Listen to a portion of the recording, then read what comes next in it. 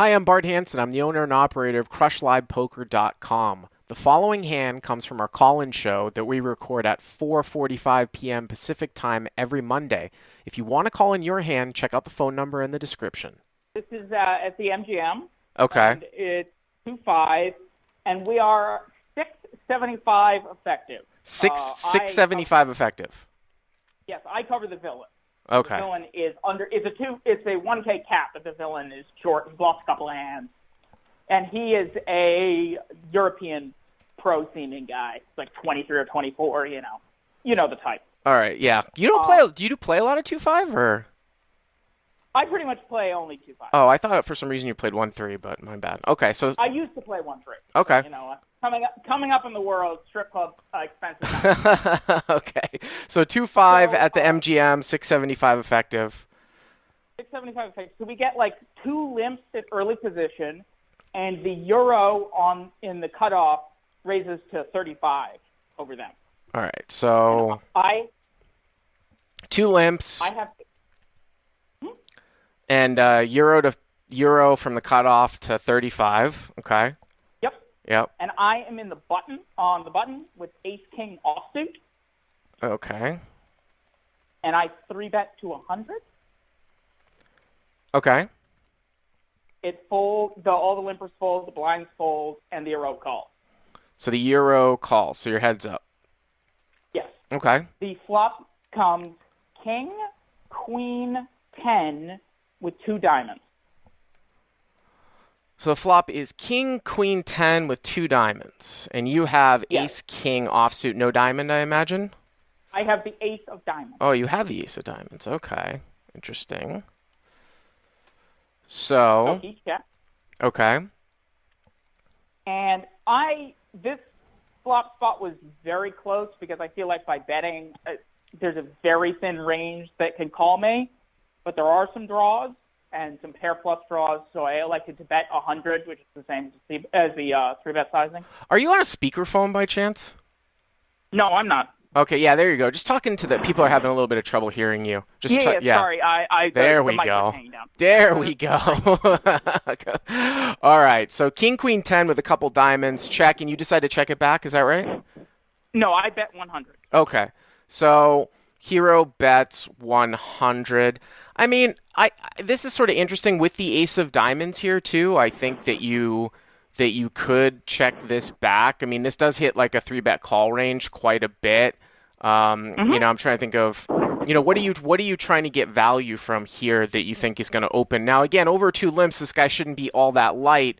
So when he calls your 3-bet and he's initially raised over 2 limps, what do you think? What do you think his range is there for right. I mean, pre-flop? It's very I mean, it's going to be suited broadways and probably, you know, again, don't want to make too many assumptions about its exact range, but suited broadways, suited decent aces, and, you know, pairs, you know, 6+, 7+, I don't know, depending on exactly what his range looks like. But Okay. that's what I would isolation rate, so I assume that it's something like that.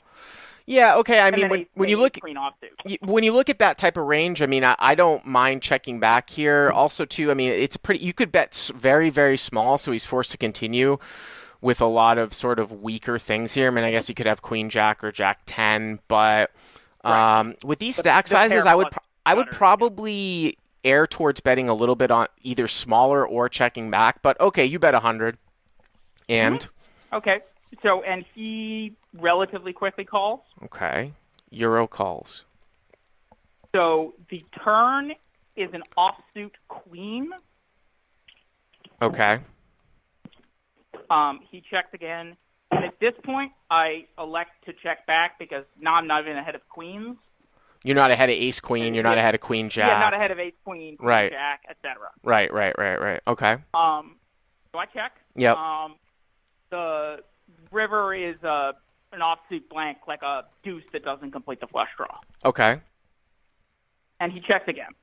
Now, I feel like him having checked me on the river, I probably am good, and so I elect to go for some, admittedly, extremely thin value at this point. So, and I bet the pot is about 400 plus, something like that. Yeah, right about 400. Yeah. Okay, and you've got about what 475 left in your stack, basically. Yeah, 475 remains in the effective stack. Yeah. Okay. So I bet 2.25. I mean, here's the And here's the thing about that sizing. Like, what are you trying to get called by? Like, what do you right, it's like specifically King Jack. specifically King King 10. Jack? I mean, Um, you look at the suit distribution. There isn't a whole lot that's there. Boy, I don't know. I feel like, I mean, obviously at this level, you never really have to worry all that much about getting check raised off of your hand or anything like that. So a lot of times we can free roll bet, but when you go bet, check, bet in a 3-bet pot here, I'm not exactly sure what you're gonna get called by besides maybe King Jack. It depends on how wide he's also, defending. I mean, listen, I'm all for thin value betting. But I right. might bet like actually even smaller than this here. I mean, you've got So one of the bet kings. Like 150 or something? Yeah, maybe. I mean, maybe you've got one of the kings. There's really only one or two combos of king jack suited depending on the suit distribution. I mean, I don't hate overly going for value, obviously, at this level. The thing is, when you say it's a euro and you're obviously calling this hand in,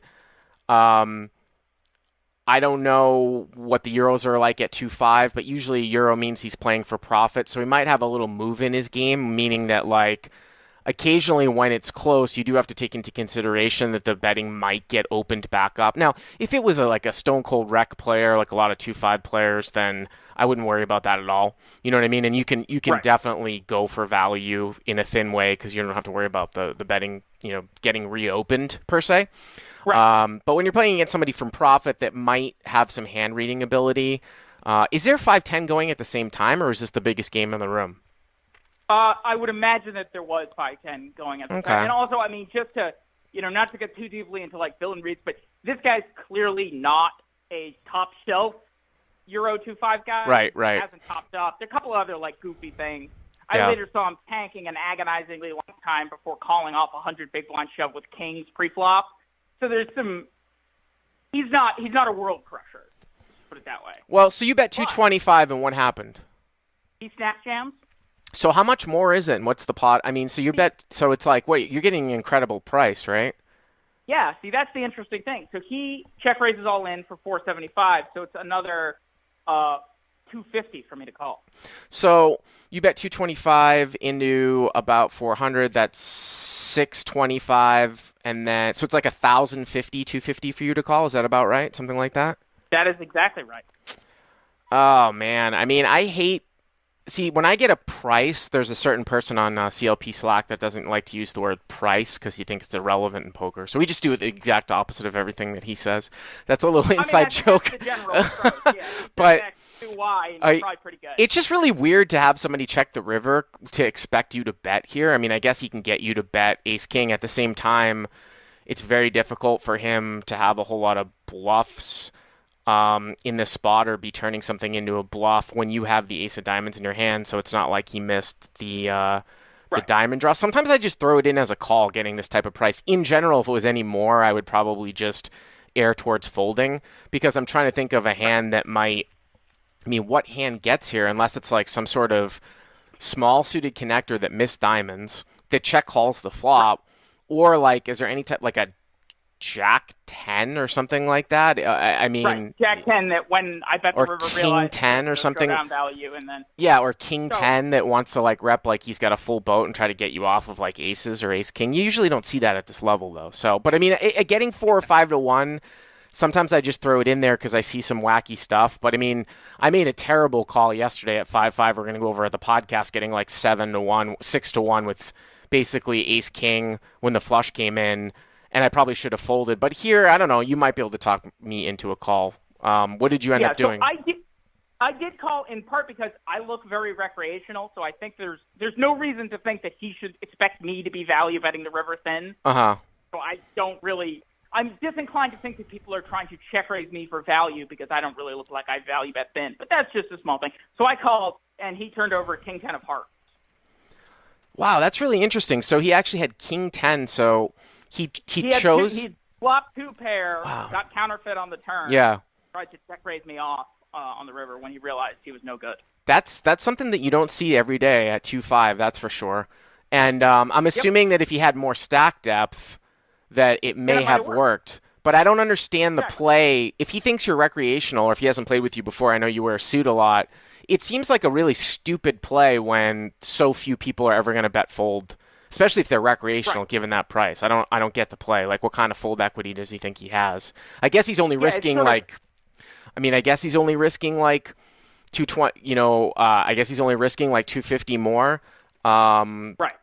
to win the whole pot. But I mean, it's just like When so many people would play king, like if I had king queen, that's the way a rec player would play it.